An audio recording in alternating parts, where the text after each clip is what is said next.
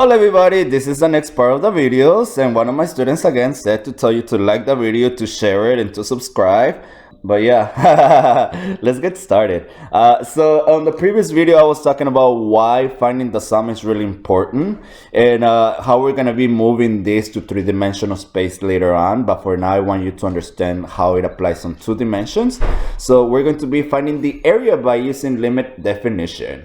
So on the previous video, I was talking about why finding the sum is really important, and how we're gonna be moving this to three-dimensional space later on. But for now, I want you to understand how it applies on 2 dimensions.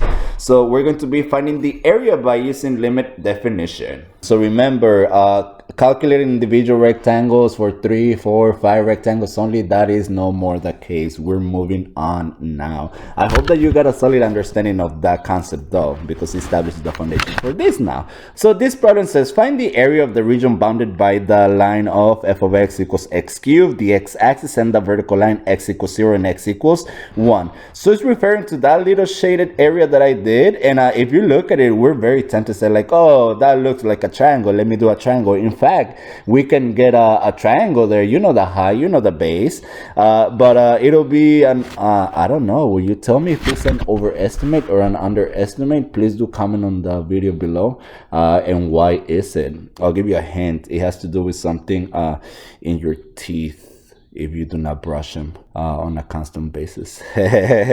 But anyway, so what happens now? We're letting the theoretical n, that amazing n that goes to infinity. So we're gonna let n go to infinity. How do we calculate the base of each rectangle? Well, that is still determined by delta x, and we already know that delta x is b minus a over n. In this case, b is 1, a is 0, so it's 1 minus 0 over n, which is equal to 1 over n. So in general, every rectangle will have a delta x of 1 over n, right? Because if n is going to infinity. Now, think of the beauty, the mathematical beauty of how those concepts are.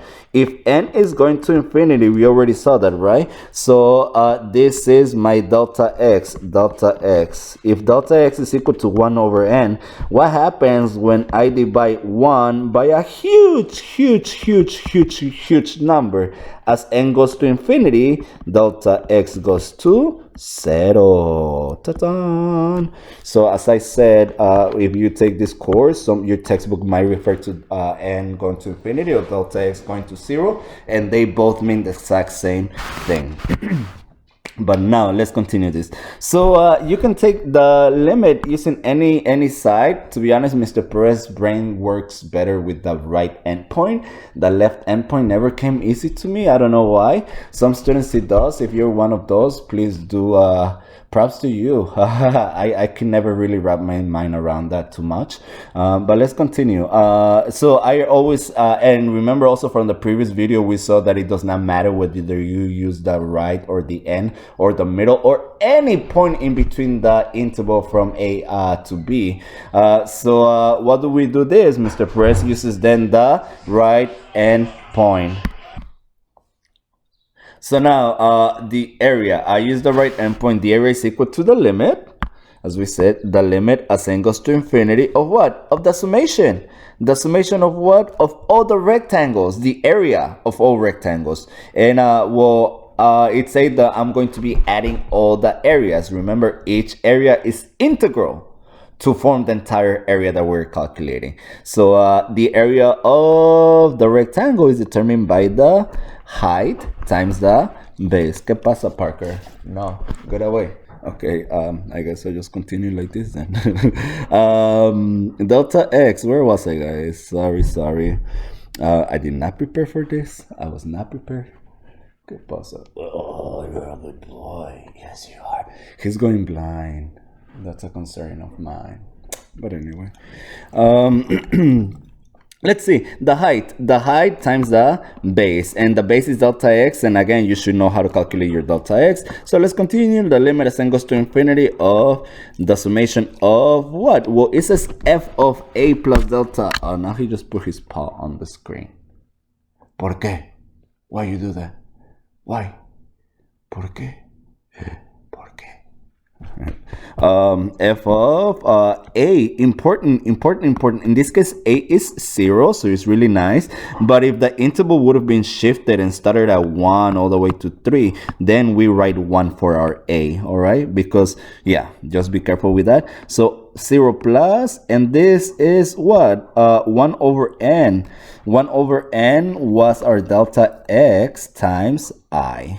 All right, and what is our delta x again? Well, 1 over n, that is my base. So this is a value into your function, the function that they gave you. I'm sorry, I keep using this one. This is a value into the function that they gave you. You need to know what value this is, and this is always the same for all the values. So now the limit as n goes to infinity, delta x. So what is this? Well, you need to go back to your function then. Here, since f of x is equal to x cubed, they told us that, then what is f of I over n? Where do we get our I over n? From here. 0 plus 1n times I is I over n.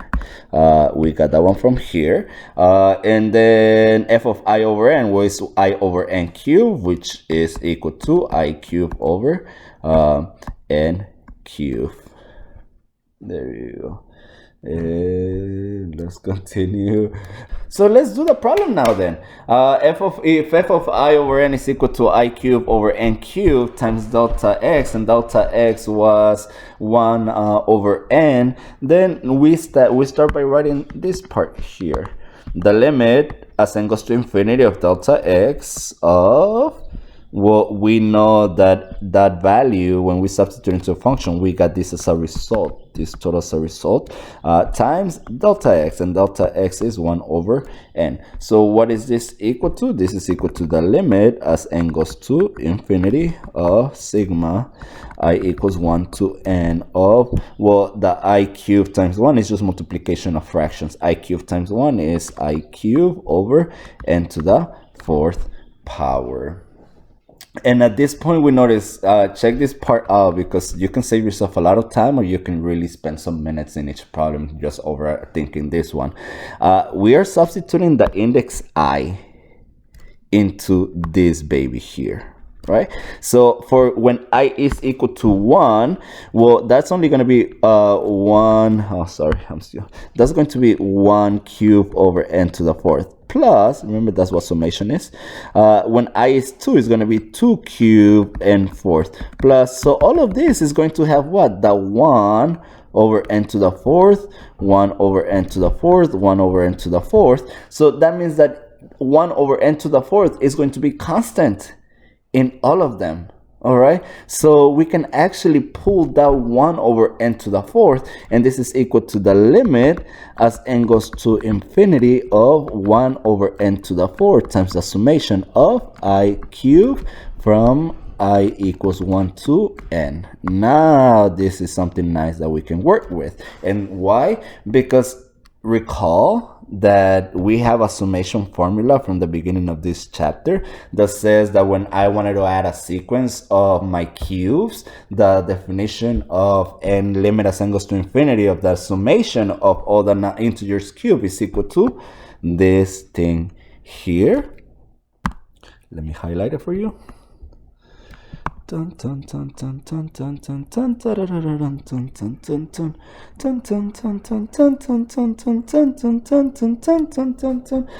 fact about that song, that's a song from El Chavo del Ocho. There's this character called Kiko.